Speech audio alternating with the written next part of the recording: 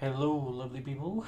This is Jay Blitz, and if you hadn't guessed by the title or the intro music, I'm going to be doing a talk about the new Star Trek film, Star Trek Into Darkness. Okay, it's not entirely new, but it is new out in Blu-ray, and I didn't manage to get to the cinema to see it, mainly due to work. So I just got the DVD or the Blu-ray. Look at me, all fancy with Blu-rays. Um, I just watched it this afternoon. I watched it twice actually. I totally loved it, and I was looking at what to do with this video because it's a lot of exploring. There's not much really that happens in the video. I found a few bits and bobs. So I was looking at doing some commentary, some voiceover, and I really wasn't 100% happy of just doing that. And I just watched the Star Trek film, and I thought I'm gonna talk about it over the gameplay. So that's what I thought I'd do. If people aren't interested and just want to watch the gameplay, you can hit mute, or if you don't want to listen to any spoilers because you haven't seen the film yet, hit mute, listen to some music, and watch away. At the end of the video, I found some unique things like clay, and I looked at one or two recipes and what to do with the clay, so you can either jump forward to that and have a look at it. I also fired off the rocket launcher we found in the previous episode and played with the sniper rifle a little bit. So you can jump forward to that point and spare yourself me prattling on about the new Star Trek film. So anyway, what did I think about it? First of all, I've been a big fan of the Star Trek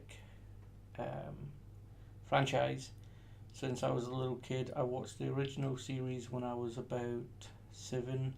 It was on reruns at the time. I used to watch it before I used to go to Cubs or Beavers. I can't remember what it was. You know, that little group club for kids. Yes, I used to go to that. Anyway, and I didn't really understand at the time. I know I loved the series. I was a bit young. I was like 6 or 7. It fascinated me, and I sort of always loved it. Then the Next Generation came out and fell in love with that. I think I really love that series, and I think it's probably the best series out of all of them. That's my opinion. I know there's a lot of people who prefer Deep Space Nine or Voyager or the new Enterprise, the last of the series, and each person's entitled to their own opinion. I just preferred the Next Generations. I think it's because it was my growing up time. I thought, but anyway, I'm getting sidetracked. I could sit here and talk about Next Generation until I have to upload like 100 GB file, and I don't think you want to hear that. So, getting back to the film, Star Trek Into Darkness, I thought was another good film from J.J. Abrams. He did a fantastic job, as I feel that he does with most of the work that he directs. The storyline was captivating. It had nice twists to the story. It was a nice remake of the Khan story. I know a lot of people say they didn't like it. I personally, I liked it, and to be honest, if they did 100% remake, then you'd probably find more people raging or more people upset about that than they did a sort of retelling of the story, or a new storyline of the Khan. there was a couple of bits in it that I thought were a bit wrong, but I'm not going to raise that. I'm not really a person that gets too upset with things like that. Um, I know a lot of people are upset with the remake and they're entitled to their opinions or their thoughts. But I enjoyed it. I really did enjoy it. I think Cumberbatch did a really great role in the Khan character. I'm not saying that Roberto's wasn't great. I one of the original films that I can constantly rewatch is The Wrath of Khan. It really brought that depth to Star Trek that's sometimes required. Sometimes it gets a bit too goofy, a bit too safe in the material they write, and The Wrath of Khan was really, in my opinion, a step forward for the Star Trek films. I mean, anything was better than the motion picture, to be honest. That's one probably film I wish they remade. Or just a better job when they made it originally. But anyway, back to Star Trek. I keep getting sidetracked. It's like Star Trek's one of those franchises that I could talk to the world comes to an end. Anyway, like I said, Cumberbatch did a fantastic job. He really brought a lot of emotions to the character. The storyline was great. It made me think, Khan really isn't that bad of a character. He was betrayed in so many levels when he was first created, I imagine. Back in the genetics war.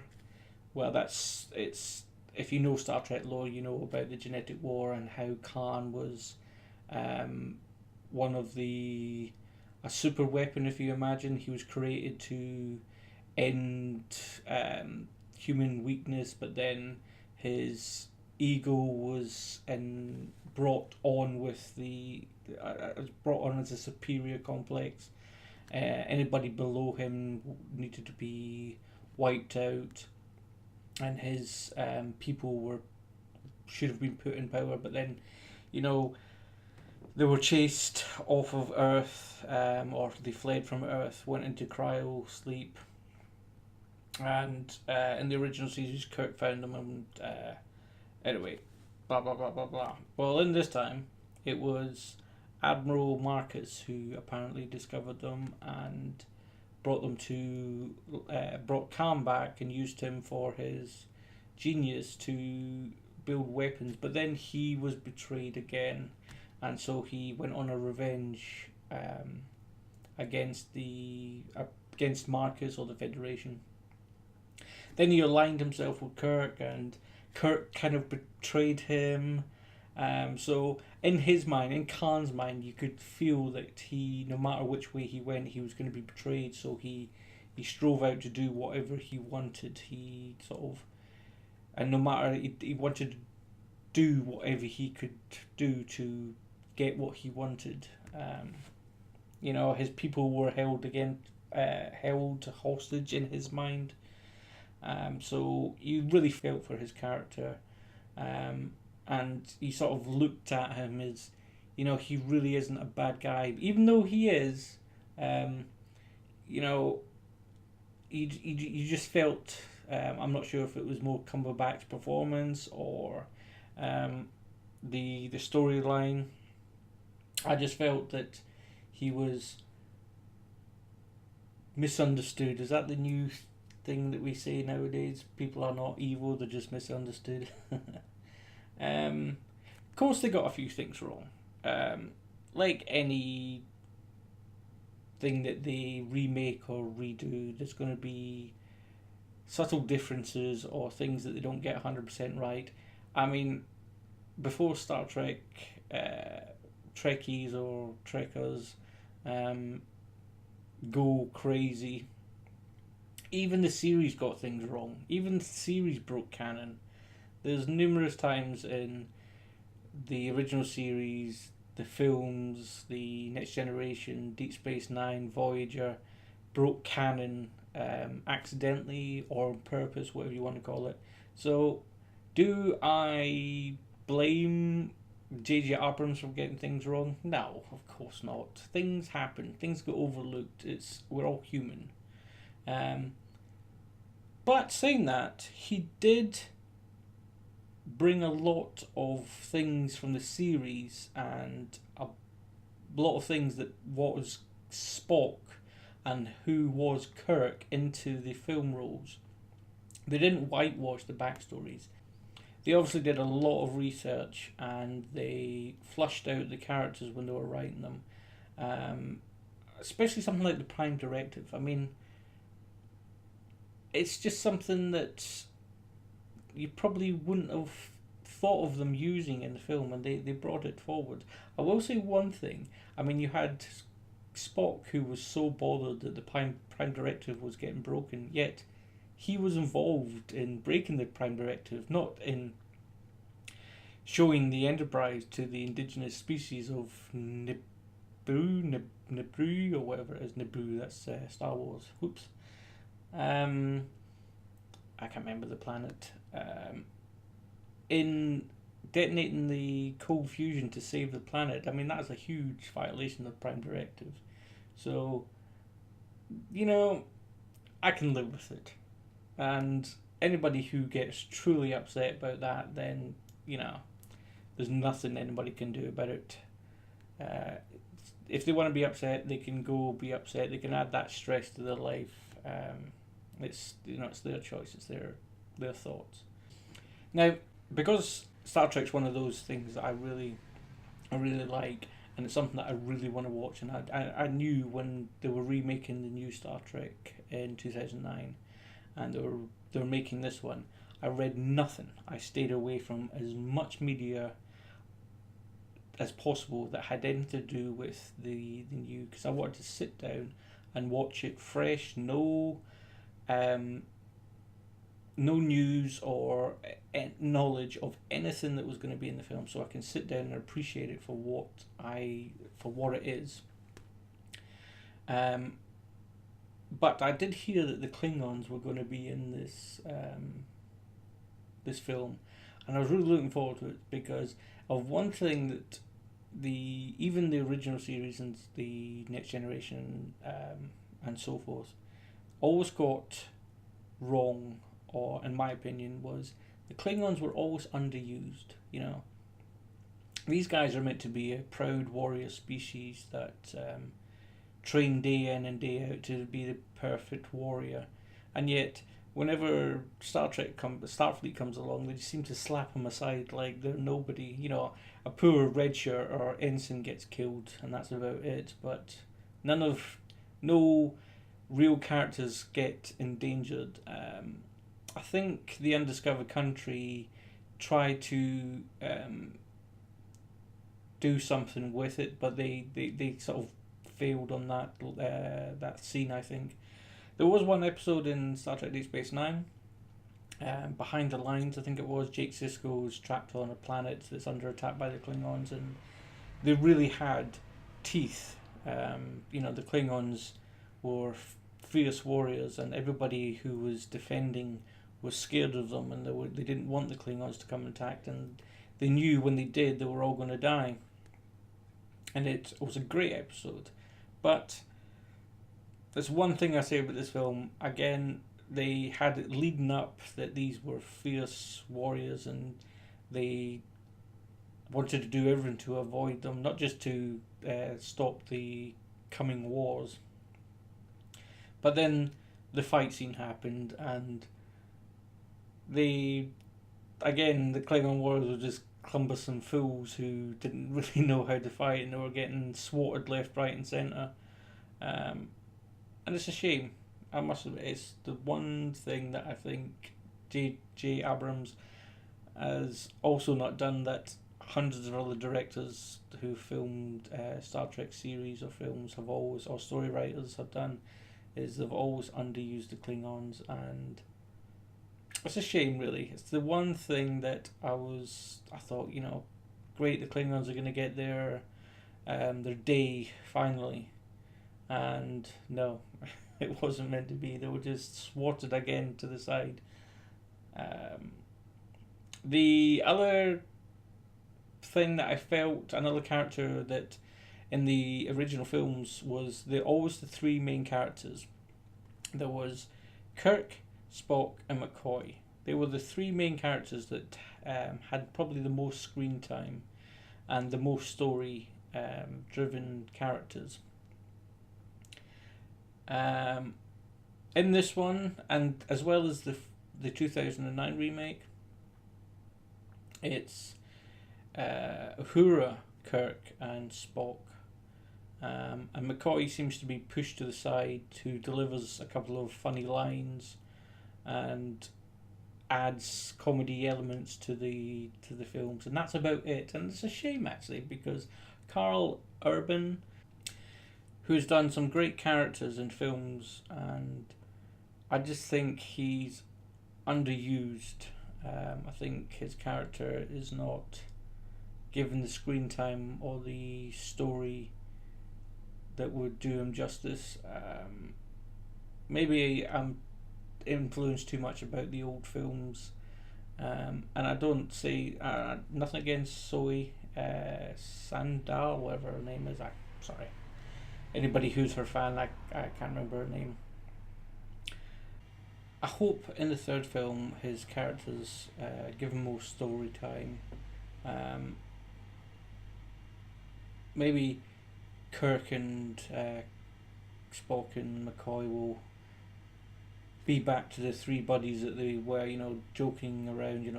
McCoy feel like he's getting sassed by Spock, or irritated by Spock. It's just something I think's missed out in the new remakes. But anyway, did I enjoy the film? I thought it was fantastic, actually. I think they've done an excellent job on the remakes. I can't wait for the third one. What is it? Whether J.J. Abrams is going to be directing the third one, it's nobody really knows. I don't think at the moment. Maybe it's been confirmed or not. I've just missed out. Like I say, I don't really like reading up about things that I know I'm going to watch. I'm going to sit down when it comes out, and I'm going to watch it with no news about any of it, so I can get a fresh, unbiased opinion about it with no back story. So we don't. I don't know if J.J. Abrams is going to be directing a third one, because Disney wants Star Wars out in 2015, and Paramount wants the third Star Trek out in 2016, which it's going to be tough going for him to direct both those movies. It's possible, and he could well do it, but splitting his time between two franchises that he's going to put a lot of effort into, he might be able to do it, but will he be able to put as much effort into both films? It's anybody's guess. If he does manage to do it and he delivers two fantastic blockbusters, then all credit to him. It should further cement his reputation as a great director. I really do like his work. He doesn't rely too much on CGI. He uses a lot of prosthetics and real backgrounds, sets that are built, and not just half of it built and CGI the rest. Or a lot of the good directors have fallen prey to CGI, thinking it's the best thing and it looks 100% real. It doesn't. It's, you can tell, you can look at it and you think, wow, that's fake, and it throws you out of the roller coaster ride, if you wish. You know, you instantly know, oh, I'm watching a film. I'm not part of the moment. I'm not part of it. So at the end of the episode, I was going to show you one of the new things that I'd found, which is clay. I was just going across this water and I noticed that the ground was a bit different. So tried digging it up, and interestingly, I couldn't dig through the water. So I tried a pick, and it still wasn't working. So it's an idea as a base defense. Putting water on the walls, like a waterfall effect, will it stop the zombies destroying them? It's one thing I'm going to try as an experiment, and I'll do a video on it to see if the zombies can actually attack through the water. And if they can, just there you go. You may as well make your base out of paper mache and cover it in water, and you're sorted. Anyway, I'll cover that in another episode. So anyway, quickly dig down here and find this clay. And I'll after I dig this up, we skip to the next scene, which is me in a house somewhere, and I basically stick the clay in the crafting area, and it turns into these blue bars, which I think the sprite, well, this is maybe just a placeholder at the moment, has to change, because last time I checked, clay wasn't blue. Anyway, so I managed to make this pot, and I can't see anything else at the moment that I can make. I think a cup I could have made, and I think there's a couple other things. I'll show other things in another episode. I try messing around with a few other bits and bobs, but I don't seem to really get them to work. And the next scene should be playing with the rocket launcher. So I was up on a roof in one of the buildings, and I thought, I'll whip out the rocket launcher and see what it's like. Turns out, so I see a group of zombies down there, and boom. Did blow up the car. I thought it would blow up the car in one go, but it didn't. In fact, the second one didn't either, but it did set it on fire, which means, oh, there it goes.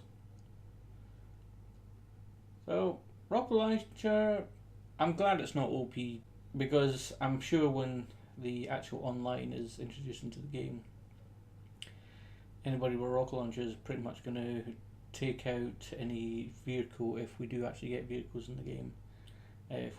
Or some kind of transport that we might be able to craft. I don't know, it's speculation on my part. Yeah, so that's the sniper rifle as well. I don't think it did any more damage than the pistol. Again, this is an alpha, so they're going to have to rebalance things. But anyway, guys, I'm glad you've been watching the videos. I've got some great compliments back on people. I would like to hear more from you guys, on things that you'd like me to do. So I'm trying to add more hints and tip or guides videos on things. I'd like to hear from you guys. What would you like to see? What would you like me to add to the channel? I would like to be uploading more often, but at the moment my internet sucks ass and I really can't do anything about it, because the internet where I live is not that great, so for me to upload a video takes friggin' forever. I would like to be uploading 1 or 2 a day. I have a huge backlog of videos, but for time I have to sort of pick and choose which ones to upload. I think I've got about 20 videos on backlogged on Let's Plays for Tomb Raider and Splinter Cell, as well as Minecraft, but they haven't really been that popular. So I've sort of been uploading, 7 Days to Die, because a lot of people like seeing that. I get some good comments on it. A lot of private messages. Private messages are great, and I do like receiving messages. But if people could comment in the videos, it's easy for me to find and talk back. But thanks for watching, guys, and I'll catch you next time.